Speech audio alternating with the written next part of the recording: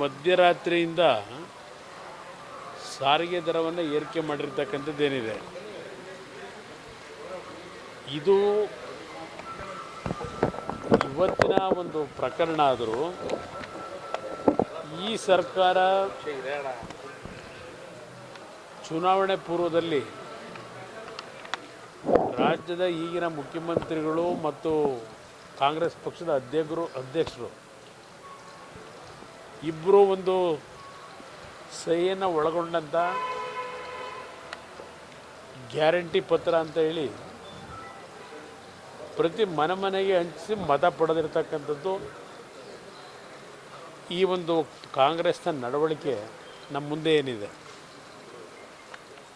ನಾನು ನೆನ್ನೆಯೂ ಸಹ ಎಲ್ಲ ಒಂದು ಕಡೆ ಮಾತನಾಡಿದೆ. ರಾಜ್ಯದಲ್ಲಿ ಅತ್ಯಂತ ಹೆಚ್ಚಿನ ಒಂದು ಬಜೆಟನ್ನು ಮಂಡನೆ ಮಾಡಿರ್ತಕ್ಕಂಥ ಒಬ್ಬ ಮುಖ್ಯಮಂತ್ರಿ ಇವರು. ಆರ್ಥಿಕ ಸಚಿವರಾಗೂ ಸಹ ಹೆಚ್ಚಿನ ಒಂದು ಬಜೆಟ್ ಮಂಡನೆ ಮಾಡಿದ್ದಾರೆ. ಇವರ ಸಹಮತದೊಂದಿಗೆ ಈ 5 ಗ್ಯಾರಂಟಿಗಳನ್ನು ಜನತೆ ಮುಂದೆ ನುಡಿದಂತೆ ನಡೆದಿದ್ದೇವೆ ಅದು ಎಷ್ಟು ಲಕ್ಷ ಬಾರಿ ಪಠಣ ಮಾಡಿದ್ರೋ ಗೊತ್ತಿಲ್ಲ. ಹೇಳಿದಂಥವರು ಈ ನುಡಿದಂತೆ ನಡಿಲಿಕ್ಕೆ ಯಾವ್ಯಾವ ರೀತಿಯಲ್ಲಿ ಜನಸಾಮಾನ್ಯರ ಒಂದು ಬದುಕಿನ ಜೊತೆ ಚೆಲ್ಲಾಟ ಆಡ್ತಾ ಇದ್ದಾರೆ. ಬಸ್ನಲ್ಲಿ ಪ್ರತಿನಿತ್ಯ ಓಡಾಡೋರು ಶ್ರೀಮಂತ ವರ್ಗದ ಜನ ಅಲ್ಲ, ಇಲ್ಲ ಮಂತ್ರಿಗಳ ಮಕ್ಕಳು ಮಂತ್ರಿಗಳ ಕುಟುಂಬದವರು ಓಡಾಡೋದಲ್ಲ.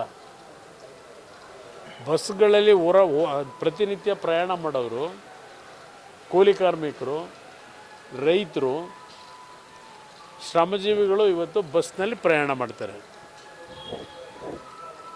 ಇಂಥ ಒಂದು ಆ ವರ್ಗದ ಜನರ ಬದುಕಿನ ಜೊತೆ 15% ಇವತ್ತು ಏರಿಕೆ ಮಾಡಿ ಬಸ್ ದರವನ್ನು ಯಾವ ಸಾಧನೆ ನೀವು ಮಾಡಲಿಕ್ಕೆ ಹೊರಟಿದ್ದೀರಿ? ನಿಮ್ಮ ಗ್ಯಾರಂಟಿ ಸ್ಕೀಮ್ಗೆ ನಂದು ವಿರೋಧ ಇಲ್ಲ, ಇವತ್ತೂ ಸಹ ವಿರೋಧ ಇಲ್ಲ. ನೀವೇನು 5 ಗ್ಯಾರಂಟಿ ಘೋಷಣೆ ಮಾಡಿದ್ದೀರಿ ಅದನ್ನು ಇನ್ನೂ ಮುಂದುವರಿಸಿ, ಯಾವುದೇ ಕಾರಣಕ್ಕೂ ಅದು ನಿಲ್ಲಿಸಬೇಡಿ. ಏಕೆಂದರೆ ಒಂದು ವರ್ಗದ ಜನ ಅದರಿಂದ ಏನೋ ಒಂದು ಒಳ್ಳೆಯ ಅನುಕೂಲಗಳಾಗಿದೆ ಅಂತಕ್ಕಂಥದ್ದನ್ನು ಹೇಳೋರು ಇದ್ದಾರೆ. ಅದನ್ನು ನಿಲ್ಲಿಸಿ ಅನ್ನೋದನ್ನು ನಾನು ಹೇಳಲ್ಲ. ಆದರೆ ಆ ಕಾರ್ಯಕ್ರಮವನ್ನು ಕೊಡ್ತಕ್ಕಂಥ ಹೆಸರಿನಲ್ಲಿ 5 ಪಟ್ಟು 6 ಪಟ್ಟು ಅದೇ ವರ್ಗದ ಜನತೆಯ ಕುಟುಂಬಗಳಿಂದ ಹಗಲು ದೊರಡೆ ಮಾಡ್ತಕ್ಕಂಥ ಕೆಲಸ ಮಾಡ್ತಾಯಿದ್ದೀರಿ. ಹಿಂದಿನ ಸರ್ಕಾರ ಏರಿಕೆ ಮಾಡಿರಲಿಲ್ಲ, ಅವರಷ್ಟು ಏರಿಕೆ ಮಾಡಿದರು. 47% ಏರಿಕೆ ಮಾಡಿದರು. BJP ಸರ್ಕಾರದಲ್ಲಿ ನಾವು ಭಾಳ ಕಡಿಮೆ ಮಾಡಿದ್ದೀವಿ, ಬರೀ 15%. ಇದು ಕಾರಣ ಅಲ್ಲ ಕೊಡೋದು. ಈ ಕಾರಣ ಕೊಟ್ಟು ನೀವು ಇವತ್ತು ಜನರ ಬದುಕಿನ ಜೊತೆ ಚೆಲ್ಲಾಟ ಆಡೋದಲ್ಲ. ಇದು ಯಾವ್ಯಾವ ರೀತಿ ನಡ್ಕೋತಾ ಇದ್ದೀರಿ, ಹೋಗಲಿ. ಇದೊಂದು ಬಸ್ಸಿನ ಒಂದು ದರ ಏರಿಕೆ ಮಾಡಿರೋದಷ್ಟೇ ಅಲ್ಲ, ನೀವು ಯಾವ ರೀತಿಯಲ್ಲಿ ಇವತ್ತು ನಿಮ್ಮ ಮುದ್ರಾಂಕ ಶುಲ್ಕ ಇರ್ಬೋದು, ಅಲ್ಲಿಂದ ನಮ್ಮ ಇದು ಆಸ್ತಿಯ ಒಂದು ನೋಂದಣಿ ವ್ಯಾಲ್ಯೂಯೇಷನ್ ಜಾಸ್ತಿ ಮಾಡಿರ್ತಕ್ಕಂಥದ್ದು ಇರ್ಬೋದು. ಅದೇ ರೀತಿಯಲ್ಲಿ ಪೆಟ್ರೋಲು ಡೀಸೆಲ್ ದರದ ಸೆಸ್ ಹಾಕಿರ್ತಕ್ಕಂಥದ್ದು ಇರ್ಬೋದು. ಒಂದಲ್ಲ ಎರಡಲ್ಲ ನೀವು ಮಾಡ್ತಿರೋದು. ಈಗ ಮತ್ತೆ ನೀರಿನ ದರ ಏರಿಕೆ ಮಾಡ್ತೀವಿ, ಮತ್ತು ಇನ್ನೊಂದನ್ನು ಏರಿಕೆ ಮಾಡ್ತೀವಿ, ಹಾಲಿನ ದರ ಏರಿಕೆ ಮಾಡ್ತೀವಿ. ಇದು ಯಾರ ಮೇಲೆ ಎಫೆಕ್ಟ್ ಆಗುತ್ತೆ? ಜನಸಾಮಾನ್ಯರ ಮೇಲೆ ಇವತ್ತು ಎಫೆಕ್ಟ್ ಆಗ್ತಕ್ಕಂಥದ್ದು. ಅದರಿಂದ ಈ ಸರ್ಕಾರಕ್ಕೆ ಯಾವ ಹಣ ಲೂಟಿ ಮಾಡ್ತಕ್ಕಂಥ ಕೆಲಸ ಮಾಡ್ತಾಯಿದ್ದೀರಿ, ರಾಜ್ಯದ ಜನತೆಯ ತೆರಿಗೆ ಹಣ, ಆ ಲೂಟಿ ಮಾಡೋದು ನಿಲ್ಲಿಸಿ. ಇವತ್ತು ಆ ಪರ್ಸೆಂಟೇಜ್ದು ಸಿಸ್ಟಮ್ ಇಟ್ಕೊಂಡಿದ್ದೀರಲ್ಲ. ಪಾಪ ಹಿಂದೆ BJP ಸರ್ಕಾರದ ಬಗ್ಗೆ ಹೇಳಿ ಅದೇನು ಪೇಪರ್ ಅಡ್ವರ್ಟೈಸ್ಮೆಂಟ್ ಕೊಟ್ಟು ಜನಗಳಿಂದ ಮತ ಪಡೆದು ಬಂದ್ರಲ್ಲ ನಿಮ್ಮ ಯೋಗ್ಯತೆಗೆ. ಇವತ್ತು ನೀವು ಮಾಡ್ತಿರೋ ಕೆಲಸ ಏನು? ಹೋಗಲಿ, ಆ ಹಿಂದಿನ BJP ಸರ್ಕಾರದ ಮೇಲೆ ಹೇಳಿದ್ರಲ್ಲ ಪರ್ಸೆಂಟೇಜು, ಇವತ್ತಿನವರೆಗೆ ಅದು ಸತ್ಯವೋ ಅಸತ್ಯವೋ ನಿರೂಪಿಸ್ತಕ್ಕಂಥ ಕೆಲಸಕ್ಕೂ ಕೈ ಹಾಕಲಿಲ್ಲ. ಇದೇನೋ ಹಿಂದೆ ಗಾದೆ ಮಾತಿದೆಯಲ್ಲ, 100 ಸುಳ್ಳು ಹೇಳಿ 1 ಸತ್ಯ ಮಾಡು ಅಂತೇಳಿ ಆ ಕೆಲಸ ಮಾಡ್ಕೊಂಡು ಇವತ್ತು ಮತ ಪಡ್ಕೊಂಡಿದ್ದೀರಿ. ಇವತ್ತು ಈ ರೀತಿ ಬೆಲೆ ಏರಿಕೆ 100 ರೂಪಾಯಿ 150 ರೂಪಾಯಿ ಇವತ್ತು ಪ್ರಯಾಣ ಮಾಡಬೇಕಾದ್ರೆ ಜಾಸ್ತಿ ಕೊಟ್ಟು, ಇಲ್ಲ ಸಿಟಿಗಳಲ್ಲಿ 3-5 ರೂಪಾಯಿ ಇವತ್ತು ಕೊಡ್ತಕ್ಕಂಥದ್ದು ಇದೆಯಲ್ಲ, ಅವನು ಒಂದು ದಿನಕ್ಕೆ ಒಂದು ಜರ್ನಿ ಹೋಗಬೇಕಾದ್ರೆ 3 ರೂಪಾಯಿ 5 ರೂಪಾಯಿ, ಬರಬೇಕಾದ್ರೆ ಮತ್ತು 3 ರೂಪಾಯಿ 5 ರೂಪಾಯಿ ಸಿಟಿಗಳಲ್ಲೂ. ಅಂದರೆ ದಿನಕ್ಕೆ ಅವನಿಗೆ 10 ರೂಪಾಯಿ ಖರ್ಚು. ತಿಂಗಳಿಗೆ ಎಷ್ಟಾಯಿತು? ಆ ಕುಟುಂಬದ ಪರಿಸ್ಥಿತಿ ಏನಾಗಬೇಕು? ಅಲ್ಲಿ ನೀವು 2000 ರೂಪಾಯಿ ಕೊಟ್ಟು ಏನು ಸಾಧನೆ ಮಾಡ್ತೀರಿ? ಆ ಗೃಹಲಕ್ಷ್ಮಿ ಹೆಸರನ್ನ ಮಹಿಳೆಯರ ಕುಟುಂಬದವ್ರ ಮೇಲೆ ಅಲ್ಲಿ ಇನ್ನೊಂದು ರೀತಿಲಿ ದುಡ್ಡು ವಸೂಲಿ ಮಾಡಿ ನೀವೇ ಬೇಕಾ ಕೊಡೋಕ್ಕೆ 2000 ರೂಪಾಯಿನ? ಅದೇನೋ ಹೇಳ್ತಾರಲ್ಲ ಗಾದೆ ಮಾತು, ಯಾರೋ ದಾನ ಮಾಡಿದ್ರು ಅಂತ.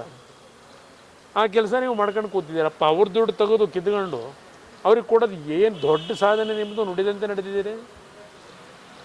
ಇದರಂಥ ಅತ್ಯಂತ ಕೆಟ್ಟ ರೀತಿಯ ನಿರ್ಧಾರಗಳು ಬಹುಶಃ ದೇಶದ ಇತಿಹಾಸದಲ್ಲಿ ಎಂದೂ ಕಂಡಿರಲಿಲ್ಲ. ಇವೆಲ್ಲ ಮುಂದೆ ಬಹುಶಃ ಇವ್ರು ಹೋಗ್ತಿರೋ ಮಾರ್ಗ ನೋಡಿದ್ರೆ ಹುಡುಕ್ತಾ ಇದ್ದಾರೀಗ ಯಾವ್ಯಾವ ರೀತಿಯಲ್ಲಿ ಸಬೂಬುಗಳು ಕೊಟ್ಟುಬಿಟ್ಟು ಈ ಯೋಜನೆಗಳನ್ನು ನಿಲ್ಲಿಸ್ತಕ್ಕಂಥದ್ದಕ್ಕೆ ಏನೇನು ಮುಂದಿನ ದಿನಗಳಲ್ಲಿ ಪೀಠಿಗೆ ಹಾಕಬೇಕು ಅನ್ನೋದಕ್ಕೆ ಇದೆಲ್ಲ ಒಂದು ಹುನ್ನಾರವೂ ನಡೀತಾ ಇದೆ ಅನ್ನೋದು ನನ್ನ ಅಭಿಪ್ರಾಯ. ಇಲ್ಲ, ಅವರೆಲ್ಲ ಪ್ರಯಾಣ ಮಾಡೋರಿಗೆ ಹೆಣ್ಮಕ್ಳು ಹೇಳೋದು ಕೇಳಿಸ್ಕೊಂಡೆ ನಿಮ್ಮೆಲ್ಲ ಇವತ್ತೇನು ಒಂದು ಸಂವಾದ ಮಾಡ್ತಾ ಇದ್ದೀರಿ ಬೆಳಗ್ಗೆಯಿಂದ ಎಲ್ಲ ಹಲವಾರು ನಮ್ಮ ಚಾನಲ್ಗಳಲ್ಲಿ. ಹೆಣ್ಮಕ್ಳು ಸಹ ನಮಗೇನೋ ಕೊಡ್ತೀವಿ ಅಂತೇಳಿ ನಮ್ಮ ಕುಟುಂಬದವ್ರನ್ನ ಈ ರೀತಿ ಹಿಂಸೆ ಕೊಡೋದು ನ್ಯಾಯ ಎಲ್ಲ ಇದು ಅಂತೇಳಿ ಹೆಣ್ಮಕ್ಳು ಹೇಳೋದು ಕೇಳಿಸ್ಕೊತಾ ಇದ್ದೀನಿ. ಆಮೇಲೆ ನನಗೆ ಇನ್ನೊಂದು ಅತ್ಯಂತ ಈ ರಾಜ್ಯದಲ್ಲಿ ಮಂತ್ರಿಗಳು ಯಾವ ಮಟ್ಟಕ್ಕಿದ್ದಾರೆ ಅಂದರೆ, ಯಾರೋ ಒಬ್ಬ ಮಂತ್ರಿ ಹೇಳ್ತಾನೆ ಮಾಂಸ ತಿನ್ನೋಕೆ 500 ರೂಪಾಯಿ ಇದ್ರೂ ಹೋಗಿ ಮಾಂಸ ತಿಂತೀರಿ, ಇದ್ಯಾವುದು ಬಸ್ ದರಕ್ಕೆಲ್ಲ ಯಾಕೆ ತಲೆ ಕೆಡಿಸ್ಕೋಬೇಕು ಅಂತ ಹೇಳ್ತಾರೆ. ಎಲ್ಲಾದರೂ ಉಂಟಾ? ಮಾಂಸದ ಬೆಲೆ ಎಷ್ಟು ಏರಿಕೆ ಆದರೂ ಹೋಗ್ಬಿಟ್ಟು ಮಾಂಸ ಕೊಂಡ್ಕೊಂಡು ತಿಂತೀರಿ ಅಂತ ಹೇಳ್ತಾರೆ ಇಷ್ಟು ಲಘುವಾಗಿ. ಆ ಒಂದು ಮಾಂಸ ಒಂದು ತಿಂಗಳಲ್ಲಿ ಆ ಕೆಲವು ಶ್ರಮಿಕ ವರ್ಗದ ಜನ ಇದ್ದಾರಲ್ಲ, ಆ ಕುಟುಂಬದ ಮಕ್ಕಳ ಒಂದು ಆಸೆ ನೆರವೇರಿಸಲಿಕ್ಕೆ 1 kg ಮಟನ್ ತರಬೇಕಾದ್ರೆ ಅವ್ರ ಪರಿಸ್ಥಿತಿಗಳು ಏನಿದೆ ಅನ್ನೋದು ಇವ್ರಿಗೇನಾದ್ರು ಅರ್ಥ ಆಗಿದ್ದರೆ ಈ ರೀತಿ ಲಘುವಾಗಿ ಮಾತನಾಡ್ತಿರಲಿಲ್ಲ. ಇವ್ರಿಗೆ ಪಾಪ ಅದೆಲ್ಲ ಲೆಕ್ಕ ಬರೋಲ್ಲ. ಆದರೆ ಬೆಳಗ್ಗಿನ ಸಾಯಂಕಾಲದವರೆಗೂ ಶ್ರಮಪಟ್ಟು ಜೀವನ ಮಾಡ್ತಾನಲ್ಲ ಅವ್ರ ಮಕ್ಕಳು ಇವತ್ತು ನೋಡ್ತಾ ಇದ್ದೀವಿ ಮ್ಯಾಲ್ ನ್ಯೂಟ್ರಿಷನ್ನ ಕೊರತೆಯಿಂದ ಆ ಮಕ್ಕಳ ಬದುಕೇನಾಗ್ತಿದೆ, ಜೀವಕ್ಕೆ ಅಪಾಯಗಳು. ಮಕ್ಕಳು ಜನ್ಮ ಕೊಡ್ತಕ್ಕಂಥ ತಾಯಂದ್ರ ಪರಿಸ್ಥಿತಿಗಳು ಏನಾಗಿದೆ, ಆ ಕುಟುಂಬಗಳಲ್ಲಿ ಆ ಮ್ಯಾಲ್ ನ್ಯೂಟ್ರಿಷನ್ನ ಒಂದು ಆಹಾರ ತಿನ್ನಲಿಕ್ಕೆ ಸರಿಪಡಿಸ್ಕೊಳ್ಳಿಕ್ಕೆ ಎಷ್ಟು ಶ್ರಮ ಹಾಕಬೇಕು ಅಂತಕ್ಕಂಥದ್ದು ಆ ವರ್ಗಕ್ಕೆ ಗೊತ್ತಿದೆ. ಸೊ ಈಗ ಪ್ರತಿಯೊಂದರಲ್ಲೂ ಫಿಕ್ಸ್ ಆಗೋಗಿದೆಯಲ್ಲ. 60 ಅವರ ಪಕ್ಷದ ಗುತ್ತಿಗೆದಾರರೇ, ತುಮಕೂರಿನ ಯಾವುದೋ ಒಂದು ಅಸೋಸಿಯೇಷನ್ನು ಅವ್ರ ಪಕ್ಷದ ಕಾರ್ಯಕರ್ತರೆ 60% ದಾಟಿದೆ. ಅವರೇ ಎಷ್ಟೋ ಪರವಾಗಿರಲಿಲ್ಲ ಅಂತೇಳಿ ಹಿಂದಿನ ಸರ್ಕಾರದ ಬಗ್ಗೆ ಕಾಂಗ್ರೆಸ್ನ ಗುತ್ತಿಗೆದಾರರೇ ಸರ್ಟಿಫಿಕೇಟ್ ಕೊಡ್ತಾವ್ರೆ. ಹೋಗಲಿ, ಅದು ಕಾಂಟ್ರಾಕ್ಟ್ ತಗೋಬೇಕಾದ್ರೆ PWDನಲ್ಲೋ ಇರಿಗೇಷನಲ್ಲೋ ಮಾಡ್ಕೊತಿದ್ದು ಇವ್ರುಗಳು ಲೂಟಿ ಹೊಡಿಯೋದೊಂದು ಭಾಗ ಹೊಡಿತಿರೋದು. ಈಗ ಮನೆ ಹಂಚಿಕೆ ಮಾಡಬೇಕಾದ್ರೂ ದುಡ್ಡು ಕೊಡಬೇಕಂತೆ. ಹಿಂದೆ ಯಾವನೋ PDO ತಗೊಳ್ಳೋನು 1,20,000 ರೂಪಾಯಿಗೆ ಕಮಿಷನ್ ಅಲ್ಲಿ ಆ ಹಳ್ಳಿಲಿ ಆ PDO ಅವರನ್ನು ತಗೊಳ್ಳೋನು. ಈಗ ವಿಧಾನಸೌಧದಲ್ಲೇ ಶುರು ಆಗೋಯ್ತು. ಈಗ ಮಂತ್ರಿಗಳಿಗೆ ಕೊಟ್ಟು ಮನೆ ರಿಲೀಸ್ ಮಾಡಿಸ್ಕೋಬೇಕು. ಇನ್ನು ಹಲವಾರು ಇಲಾಖೆಯಲ್ಲಿ ದುಡ್ಡು ತರಬೇಕಾದ್ರೆ ಮೊದಲು ಪರ್ಸೆಂಟೇಜು ಮಂತ್ರಿ ಕೊಟ್ಟು ಆಮೇಲೆ ದುಡ್ಡು ರಿಲೀಸ್ ಆಗಬೇಕು. ಪ್ರತಿ ಇಲಾಖೆಯಲ್ಲಿ ಫಿಕ್ಸ್ ಮಾಡ್ಕೊಂಡಿದ್ದೀರಿ. ಜಗಜ್ಜಾಹಿರ ಇದು ಎಲ್ಲಿದೆ? ಕುಮಾರಸ್ವಾಮಿ ಕಾಲದಲ್ಲಿ ಮಾಡ್ತಿರೋ ಅದಕ್ಕಿದೆ ಹೇಳ್ತಾರೆ, ಇದು ಹೇಳ್ತವೆ. ಯಾರ ಮಾನ ಮರ್ಯಾದೆ ಇದೆ ಅವರಿಗೆ? ದುಡ್ಡು ತಿನ್ನೋಕ್ಕೂ ಒಂದು ಇತಿಮಿತಿ ಬೇಡ ಇದಕ್ಕೆ. ಅಧಿಕಾರಿಗಳು ಎಲ್ಲಿಂದ ಕೆಲಸ ಮಾಡ್ತಾರೆ ಈ ಥರ ಆಗೋದ್ರೆ?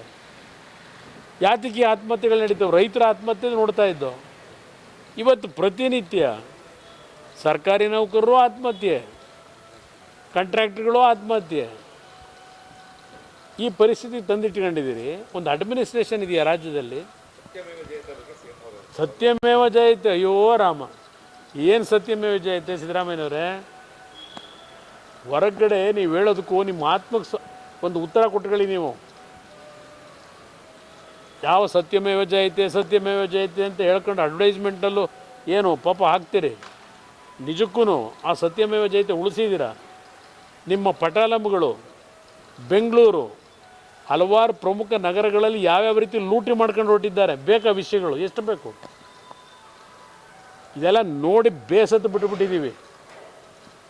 ಯಾವ್ಯಾವ ರೀತಿ ನಿಮ್ಮ ಹಿಂದೆ ಮುಂದೆ ಓಡಾಡ್ತಕ್ಕಂಥವ್ರನ್ನ ರಾಜ್ಯದ ಆಸ್ತಿ ಏನಿದೆ, ಜನತೆಯ ಸಂಪತ್ತನ್ನು ಲೂಟಿ ಯಾವ ರೀತಿ ಮಾಡ್ತಾಯಿದ್ದೀರಿ. ಇತಿಹಾಸ ಇದು.